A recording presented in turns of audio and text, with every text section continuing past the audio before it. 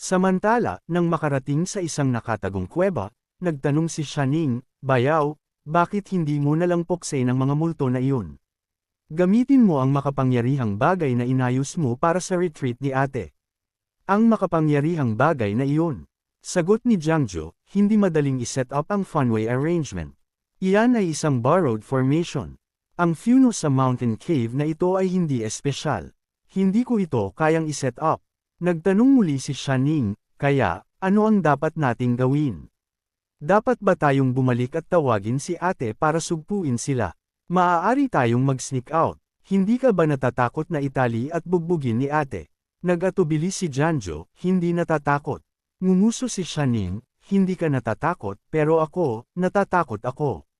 Sumagot si Jiangju, "Sige, huwag kang mag-alala. May backup tayo." Nagmamadaling sumigaw si Shaning, "Kung gayon, ano pa ang hinihintay natin? Tawagan ang backup." Hindi niya alam, tumanggi si Jiangju, ngayon ay hindi ang oras. Si Chini, na nawalan ng malay, sa wakas ay gumalaw, nanginginig habang naglabas ng tunog na parang nahaharap sa isang bagay sa panaginip. Itinaas ni Jiangju ang dalawang daliri sa kanyang dibdib. Pagkatapos ay ipinukas niya ang kanyang enerhiya at ipinasa ito kay Chini. Dalawang kuko ang nahugot ng kanyang puwersa. Marahas na umubo si Chini, bumubuga ng isang busel ng sariwang dugo. Agad na kinuha ni Jiangju ang isang talisman at idinikit ito sa kanyang noo. Sinabi ni Jiangju kay Shaing na nag-ambala ang kanyang tatlong pinagmulan. Ang common talisman na ito ay pansamantala lang na makakapag-stabilize ng kanyang kaluluwa. "Shoning, dapat mo siyang ibalik sa Sun and Moon Lake." Bahagyang nag-aalala na tanong ni Shoning, "Ngunit ano ang gagawin mo kung umalis ako?" Ngumisi si Zhangju habang hinugot ang kanyang espada. "Ako, mag-e-enjoy lang ako ng pagpatay." Sa kabilang panig, ang grupo mula sa Demon Clan ay abalang naghahanap kay Jiangju sa bawat sulok. "Bilasan ninyo, mas mabilis pa. Tingnan doon." Nagtanong ang isang tao, "Ano yun kanina, Kapitan?" Sumagot ang kapitan, "Iyon ay isang kaaway na sumalakay sa ating Demon Clan na pinangalanang Jiangju, isang master ng ghostly techniques. Ang nakita lang natin ay tiyak na isang halimaw na kinokontrol ni Jiangju." Nagulantang ang isa pang tao, "Ganoon pala iyon." Ang kapitan ay talagang maraming alam. Sumigaw ang kapitan sa lahat, "Ang agarang bagay ngayon ay mabilis na hanapin si Jiangju. Kung makatakas siya at ibunyag ang lokasyon ng ating base sa Demon Lord, tiyak na haharapin natin ang kapahamakan." Sa sandaling iyon, maraming tao ang biglang natakot, itinuro ang likuran niya, "Kapitan." Humarap ang kapitan sa gulat. Dumating si Jiangju sa kanila na may hawak na garapon sa kanyang kamay at nagtanong, "Mga ginoo, hinahanap ninyo ba ako?" Sumigaw ang kapitan, "Jiangju." Sumenyas siya sa iba sa likuran niya, "Ano pa ang hinihintay ninyo? Dakpin ang taong ito." Ang kapitan ay talagang nabunutan. Lihim niyang naisip, "Kung mag-isa akong lalaban, tiyak na hindi ko matatalo si Jiangju. Nakasalubong na ng ate ko ang kanyang kapahamakan. At sa ganito, nagsikap akong sakupin ang katawan na ito. Talagang ayoko maging isang ligaw na multo." Sumunod ang grupo sa kapitan, hinugot ang kanilang mga espada at sumugod kay Jiangju. Mabilis na tumalon si Jiangju, inasinta na tapusin si Jiangju. "Kayo na mga asong pangangaso ng Demon Race, maghanda na kayong mamatay." Biglang pinalaki ni Jiangju ang kanyang pisngi. Naglabas siya ng isang daloy ng pulang enerhiya, hinaypan palayo ang umaatake. Sumigaw ang frustradong lalaki, "Wow! Ang lakas ng boses niyan." Habang bumagsak siya sa lupa na walang malay, nagalit ang iba. "Pinatay niya si kapatid Jiang. Ipaghiganti natin siya." Tumayo si Jiangju sa gilid, pinagdidikit ang mga kamay, binigkas ang isang salita, "Simula." Dalawang agos ng berdeng at pulang enerhiya ang lumabas mula sa vial. Pinanood siya ng kapitan sa likuran, nagpanik habang ang kanyang koponan ay nilamon ng enerhiya, iniisip, anong nangyayari sa mundo? Ano ito? Napagtanto niya na ang enerhiya ay diretso rin sa kanya. Sa sandali, nilamon siya nito ng buo. Iwinagayway ni Jiangju ang kanyang talam sa enerhiya. Bigla siyang sumugod sa harap ng kapitan na namutla sa takot. Umikot si Jiangju sa likuran, pinilit na ilabas ang kaluluwa ng kapitan mula sa kanyang katawan. Ang kaluluwa, natakot, ay sinubukan tumakas. Hindi nagatubili si Jiangju, mabilis na hinabol ito. Ibinato niya ang kanyang espada na parang javelin sa kaluluwa. Agad na tinusok ng espada ang kaluluwa, naglabas ng hiyaw ng paghihirap. Kinuha ni Janju ang isang talisman mula sa kanyang dibdib. Pagkatapos ay tinanong niya ang pinigilang kaluluwa sa lupa, kaya mo bang magbasa ng mga kapalaran? Nakita niyang hindi ito sumagot, inalag niya ang espada na nagdulot ng pag-iyak ng kaluluwa, pakiusap, patawarin mo ako.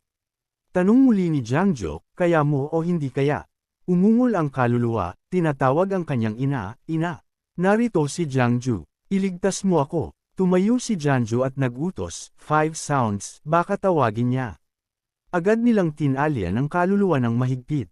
Binalaan ni Janju ito, kung masunurin kang susunod sa akin, matutulungan kitang maiwasan na kontrolin ng Ghost Mother.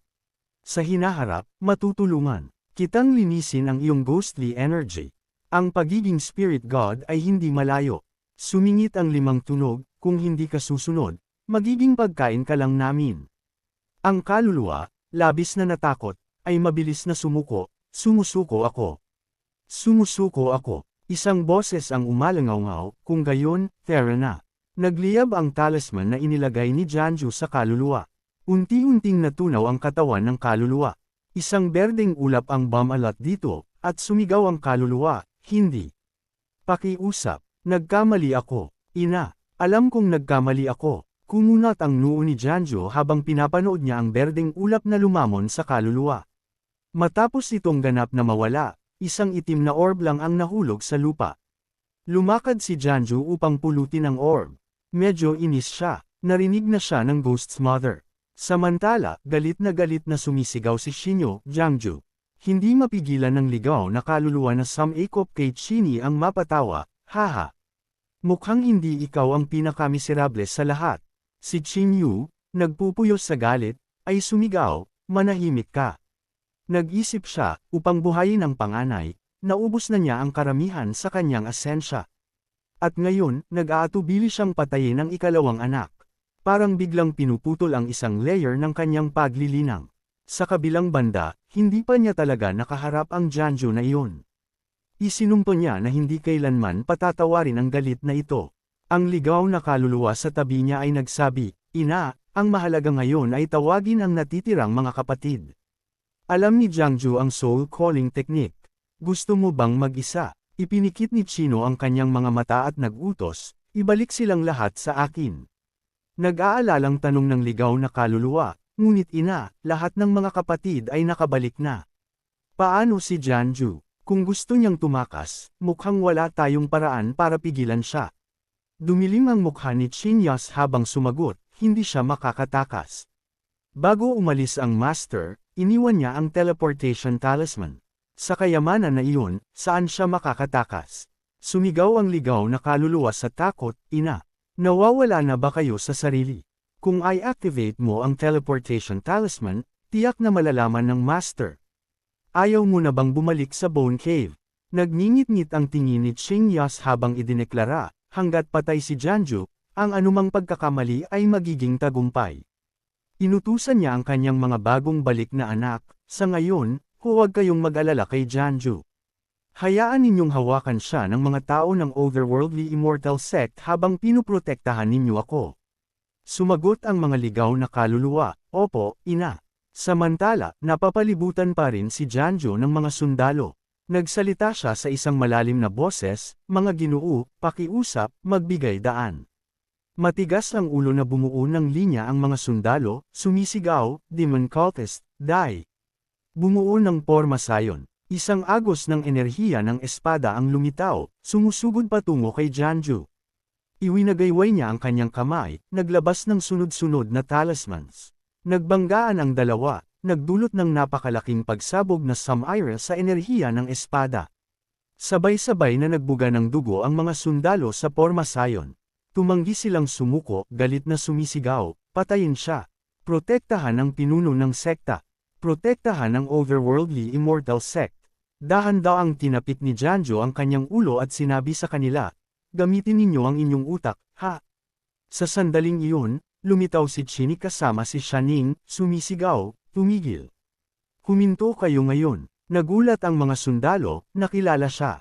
Young Master. Lumapit si Chini kay Janjo at tinawag, "Young Master."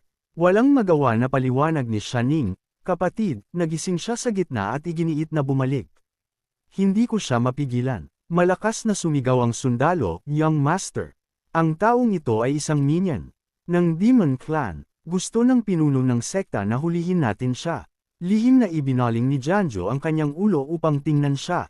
Humakbang si Chini upang harapin sila, nagtatanong kung sino ang nagbigay sa kanila ng karapatang tretuhin ang kanyang young master ng ganoon. "Siya ang aking benefactor." Naguluhan ang iba, nagtataka kung ano ang nangyayari. "Young master, anong nangyayari rito?" Paliwanag ni Chini sa kanila, "Nabunutan ako ng madilim na puwersa. At kung wala ang young master ko, matagal na akong nasakop ng soul spirit. Hindi lang ako, kundi ang aking ama at ang aking nakababatang kapatid ay maghihirap din ng parehong kapalaran. Ang young master ko ay ang elder ng sekta ng aking ama. Hindi niyo kayang intindihin ang antas ng kanyang paglilinang. Kung hindi dahil sa aking ama at sa aking dignidad, sa tingin niyo ba talaga makakaligtas kayo rito?" Sa sandaling iyon, tinulungan ng kapitan ng isa pang tao na nagsabi sa lahat, "Ang sinabi ni Senior Sister ay totoo. Nabunutin din ako ng madilim na puwersa. Hindi niyo ba napansin kung gaano kalaki ang pagbabago ng ating mga personalidad nitong mga nakaraang araw?" Isang tao ang kumunat ang noo at nakipagtalo, ngunit ang young master at ang junior kapitan ay parehong may talisman sa kanilang ulo. Maaari rin silang nasa ilalim ng impluwensya ng madilim na mahika na ito. Kaya huwag kayong maniwala sa kanila. Sumigaw pabalik si Chini, "Ito ay isang soul-binding talisman. Sinaktan ng madilim na puwersa ang aking tatlong pinagmulan. Kung wala ang talisman na ito mula sa aking young master, mawawalan ako ng kaluluwa." Nagduda na sumagot ang tao, "Paano ito mapapatunayan?" Nag-atubili si Chini, hindi sigurado kung ano ang sasabihin. "Ako." Sa sandaling iyon, humakbang si Janjo at nagsalita, "Hindi pa nagpapakita ang inyong pinuno. Wala pa rin bang paraan para patunayan? Kung hindi pa rin kayo maniniwala, tara na't puntahan natin ang inyong pinuno ng magkasama." Ilang minuto ang lumipas, nagtungo ang lahat upang salubungin si Chino. Tanong ni Janjo kay Chini sa isang mahinang boses, "Nakarating na tayo ng malayo. Bakit tayo bumalik?" Ngumiti si Chini at sinabing, "Ito ay orihinal na usapin ng aking immortal sect. Kung handang tumulong ang young master ko, makakaramdam ako ng pagkakasala. Kahit makatulong lang ako ng kaunti sa young master ko, magiging napakaganda na iyon." Nagtanong si Janjo na may pag-aalala, "Ayos ka lang ba?" Sumagot si Chini, "Sa ngayon, wala namang seryoso. Napakabisa ng talisman ng young master ko." "Young master, salamat. Babayaran ko ang kabutihang loob na ito," sabi ni Chini. Tumango si Janjun bilang pagsang-ayon, "Mabuti. Tandaan mong bayaran." Nagulat si Chingi sa sagot. Hindi ba dapat magalang na sabihin na hindi kailangan? Biglang lumitaw ang kulog at kakaibang baging mula sa bundok. Nagulat na naisip ni Janjo, anong nangyayari? Isang sundalo ang nag-aalalang nagsabi, "Sir, dapat niyo po munang tingnan." Umurong ang lahat sa likuran ni Janjo, maingat na tumingin sa itaas. Ito ang halimaw na nakita ni Janjo noon, at ngayon ay mas malaki pa. Isang sundalo ang takot na nagtanong, iyan ba ang pinuno? Talaga bang nabunutan ng madilim na puwersa ang pinuno?" Kumunat ang noo ni Janjo, tahimik na tinatasa ang sitwasyon. Anong uri ng demonyo ito? Naglaro na ba si Min ng kanyang kamay? Ang nine-tailed demonist na ito ay naglakas loob na ibunyag ang kanyang tunay na anyo sa harap ng napakaraming tao. Ano ang plano niya? Lumabas ang ulo ni Chin Yu mula sa nilalang, umalangaw ang kanyang boses, "Infinite Heaven. Countless souls return from the ages. Infinite Heaven grants eternal life. The path of immortality. How many can truly attain it? In the heavens, there are matters of the heavens, 36 na divine pillars." At ang nilalang ay napapalibutan ng isang masamang aura. Naramdaman na nawawala ng kontrol ang sitwasyon, sumigaw si Janjo sa lahat, "Umatras." Lahat, umatras. Ngumisi si Chino, tinawag siya, "Jangju." Ang 36 na langit ay may sariling mga master. Bakit mayroong nakamamatay na busog? Nagngingit-ngit ang ngipin ni Janjo, nagmumura ng tahimik, paano niya nalaman ang tungkol sa Deathly Bow? Sino ba talaga ang master niya? Inabot niya ang isang talisman, inilagay ang kanyang enerhiya dito. Pagkatapos ay ibinato niya ito ng diretsyo sa kalangitan. Isang nakasisilaw na ilaw ang bumaba. Malamig na tanong ni Gina kay Janjo, nagtatawag ka ba ng backup? Sige, magaling kang magsalita. Saan ka man naruroon, laging may tutulong. Ngunit huwag kang magmadali. Sige, tumawag ka ng tulong. Alam mo lang ang tungkol sa divine bow na may innate creation scripture. Ngunit may isa pang kayamanan. Ngayon, palalawakan ko ang iyong pananaw. Isang napakalaking puwersa ang nagtipon. Mukha bang pamilyar sa iyo ang islang ito sa kalangitan? Isang higanting isla ang lumitaw mula sa langit. Nanlaki ang mga mata ni Janjes sa hindi makapaniwala. Paano nangyayari ito? Tumawa si Chino ng matagumpay, haha. Janju, maghanda ka sa iyong wakas. Ang napakalaking isla ay lumapit ng lumapit. Nag-aalalang tinawag ni Shaning, kapatid. Gusto ring sumugod ni Chingy, young master. Bigla, isang hindi inaasahang puwersa ang nagpatigil sa isla. Napakalakas ng puwersa, nagdulot pa ng pagsabog ng isla. Nakatitig si Janju sa pagkamangha. Nakita niya si Shalan na nakatayo sa harap niya, itinaas ang isang kamay sa kalangitan. Kaya pala, siya ang nakahuli sa isla para sa kanya. Masayang tumakbo si Shaning, nagtatanong, kapatid, inanyayahan mo pala si ate rito. Kung gayon, ayos lang ang lahat. Sa kanya rito, wala tayong dapat katakutan. Hindi niya alam, gulat pa rin si Janju, tinatanong ang taong inimbitahan ko ay malinaw na. Hindi, teka, paano narito si Tanlan? Sinusundan ba niya ako? Ang pinaka nagulat sa lahat ay si Qingyu na sumigaw, paano ito posible? Paano ito nangyari? Nagpakawala siya ng isa pang spell, sumisigaw, sa outer heavens, mayroon pa ring 9 celestial realms, at sa mundo, mayroong 9 heavy chambers. Kumunat ang noo ni Shenlong at ibinaling ang kanyang ulo. Matapang siyang lumukso patungo sa Demon Queen.